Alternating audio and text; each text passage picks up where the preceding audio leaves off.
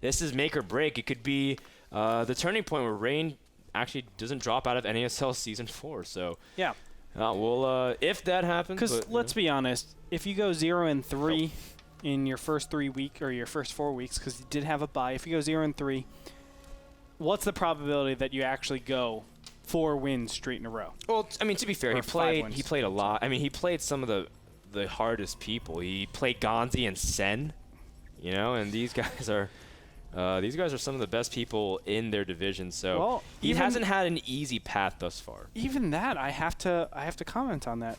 Is it really, or are they really the hardest people? Because we just saw Gonzi lose out to Vibe, and everybody thought Gonzi was going to stomp Vibe pretty easily. Of course, I didn't, but we'll get into predictions later. Transitive properties don't apply to StarCraft. No, but you know what I'm saying. Like, everybody has the capabilities of beating everybody. So I feel it's going to be really difficult for Rain to make it out of this if he's 0-3 to start off the season. His first 3 matches are losses. So to actually stay in, you probably need a good 4 wins at least. Is he going to go 4-1?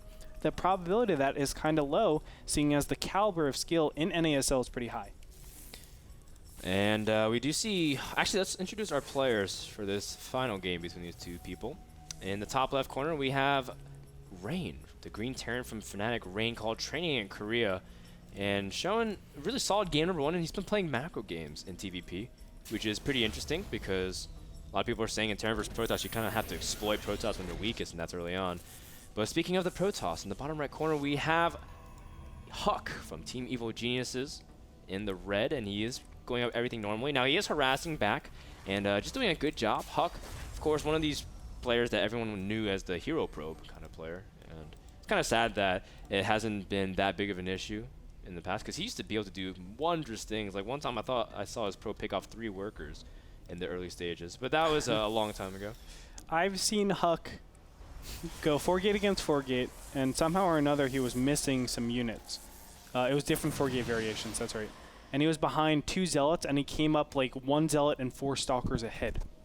Yeah, well, I one time saw HuK's probe save 2 cats and 3 dogs, all in 4 different states of the United States. Whoa. And a province in Canada. Well, no, just kidding. It's a hero probe, man. It can do anything. So, HuK, best probe control in world. Well, we see that Rain, look at that. He's keeping his probe alive and just getting some good information. He's, he's just keeping Rain's Marines active. Oh, no! All the cats and dogs in the probes?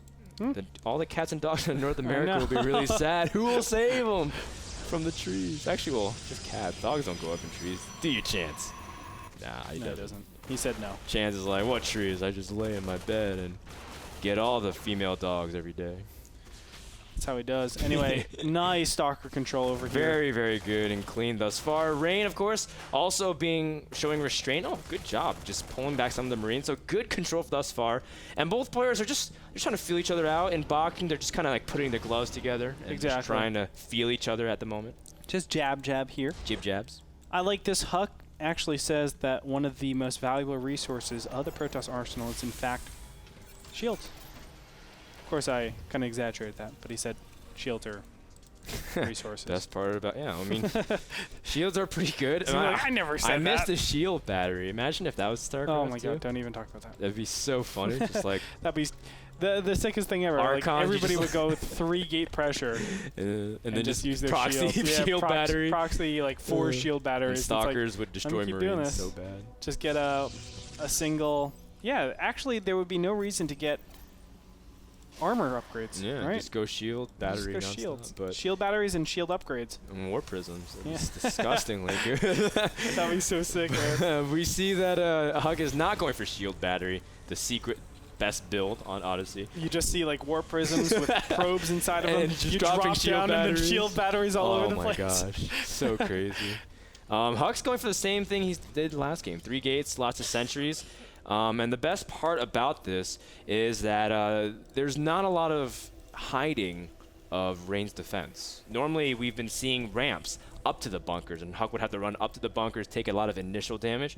he has good vision of everything that's happening, and he has vision of this, the Marauders and Marines catching him, and Concussor Shell was revealed. Same build by Rain as well, and he needs to make sure that he doesn't get caught out of position yet again. There are so many sentries, but at this point, I mean, of course, Rain doesn't have the capacity to, or excuse me, HuK doesn't have the capacity to push in yet. He's just too sentry heavy. That wave of Zealots might enable him to.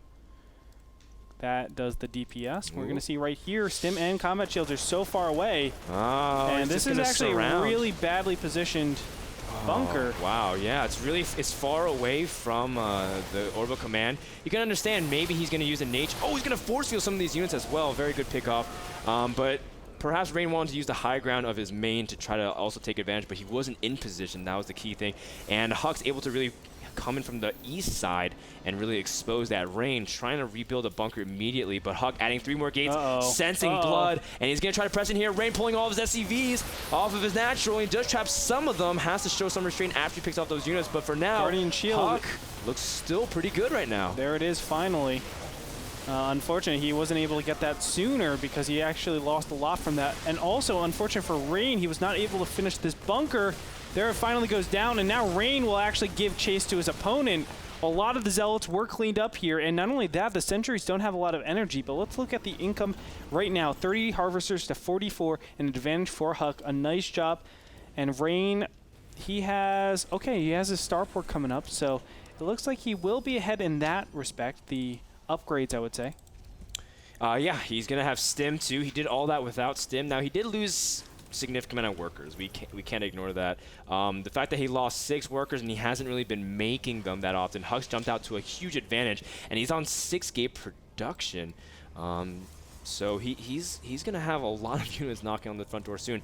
Now, the difference between this game and last game, though, is that Rain's been teching much faster. His starport's about to finish, but will he have time to even really capitalize on that? The SCVs are going so far forward ahead, and HuK's trying to pull back.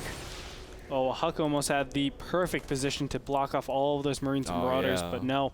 He didn't take that. Rain is able to keep his army. The problem with going mass barracks or mass gateways is that you don't have the ability to deal with that mass Marine Marauder ball as soon as it gets up in the amount, just the sheer mass of the sheer mass of the ball. As soon as medevacs are incorporated, it's very difficult to get that surround that you want.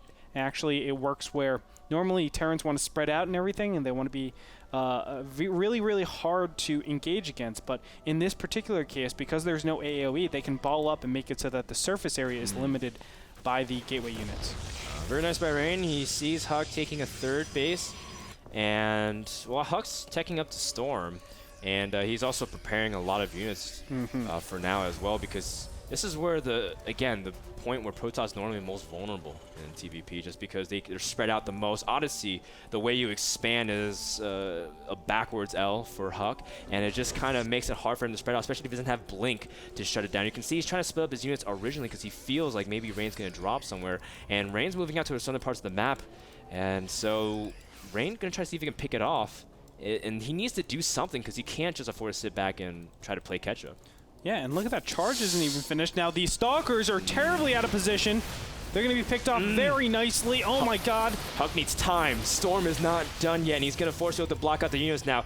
That's actually not the worst idea because Stim is going to wear off for Rain, and he's going to have more damaged units. But his 3rd is very exposed, and now Charge is just starting. HuK needs great Storms and Force Fields. Can he lock down the army of Terran? Oh, God. Rain does get the Nexus, and he escapes a big play from our Korean Terran. And from that, he sees the High Templars. He needs to be careful. He knows it. Ghost Academy goes up immediately. And for now, all these units are just going to shuffle around. He needs to make sure he doesn't get force fielded. And double Guardian Shield gets popped, but he's not able to surround any of these units. Nice Storm goes down.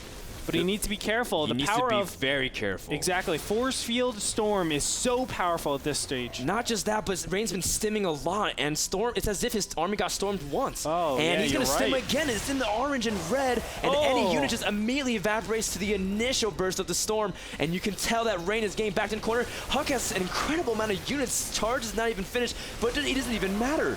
HuK's just going to completely destroy this natural. You see the Zealots getting in, and the High Templar don't really have energy for Storm, but there's just too many units. HuK gonna wait and keep his High Templar at bay. Good control out of him. The Ghosts really want to get into it, but HuK's just gonna force field and target down this orbital command. Rain gonna lose half of his economy in just a pinch of an eye, and you can see that HuK is just biding his time, because even if Rain busts down his ramp, there's going to be a new wave of storms waiting for him. This is amazing, and now he segments off with the High Templars on the low ground. He's able to storm continuously. Oh, nice snipes, though. Oh, very, very good. That might be the saving grace for Rain, but actually, no, too little, too late. Another storm is, and HuK's waited long enough. As you can tell right now, that Rain's running out of options. Supply is plummeting, and HuK is just in full control of this game.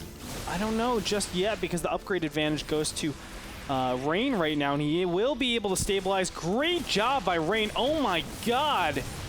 And charge has finished, so he will be able to get out a little bit faster, but the Archon is sure to fall. Now off of this, HuK doesn't have a third, but of course the natural is broken from Rain. His main is mining out because of so many mules going down here. And HuK still does not have any upgrades, so he still has a +1 weapons advantage. Looks like he will take out this factory, but, you know, it's tough.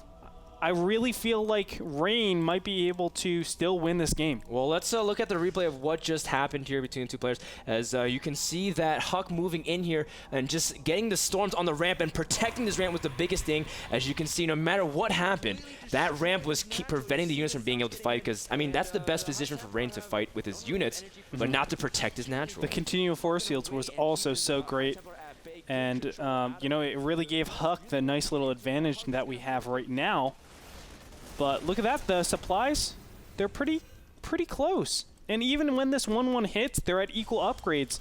And I would say that the Ghosts actually give Rain a really nice advantage. It's only about even for now, because HuK spent so much time powering up. You can see he's on an incredible amount of gateways at this point. Oh, yeah. And so he's going to jump up way ahead, especially because the supply of Protoss is front loaded. You warp in and then you pay cooldown later, as QXT was pointing out in his blog. So Rain is going to have to back up. He knows he's not in a great position. The third is being saturated fully. You know, HuK had an amount of probes prepared. And so this is where HuK starts getting a huge advantage, as you can tell. Immediately warping in, corner boosting out upgrades. And HuK is looking very, very nice. Well, we do have multi-pronged aggression going here. It looks like 2 medevacs are geared up to probably snipe out the main. Oh, man. There's a lot of area for these drops to actually do a lot of damage. We're going to see Rain needs to back up from here. He is at 132 supply. HuK's supply will increase pretty fast. With Chrono Boost and the amount of gateways that he has, he'll be able to reinforce very easily. He has a ton of Zealots over here. And oh my god, he needs to be so careful. Yeah, HuK's got 32 Zealots, and he's got a huge wave of units also ready to warp in case anything happens. There it is, more Zealots, +1/+1, and you know, this is bad news for Rain, because Protoss only gets stronger from this point on, because he hasn't even really gotten upgrades kicked in, and HuK also could always prepare tech switches and Colossus and whatnot, so. Oh, wow, this drop is actually doing a ton of damage here. Zealots will be able to be cleaned up, and the Stalkers might not be enough. Now, losing these Stalkers, no, he will clean this off. He's got enough. The Zealots are just unkillable. Ooh, wow. And, yeah, I mean, because the thing is, it did a lot of damage in terms of shutting down a couple of gateways and shutting down mining, but he dropped it off at the corner, so there's no room to kite. Yeah, and Rain just kind of left him to die. Now, the next big thing we will focus on is how will Rain be able to activate his EMPs, and will HuK be able to spread his units and avoid them? And you can tell Rain feels like he needs to get Cloak at this point, because he needs to land very, very strong EMPs, and that can change the game back in his favor. Exactly. He needs to be strong against High Templars, but not only that, he needs to have the best EMPs in order to actually be relevant in this fight. You can see 2-2 is on the way.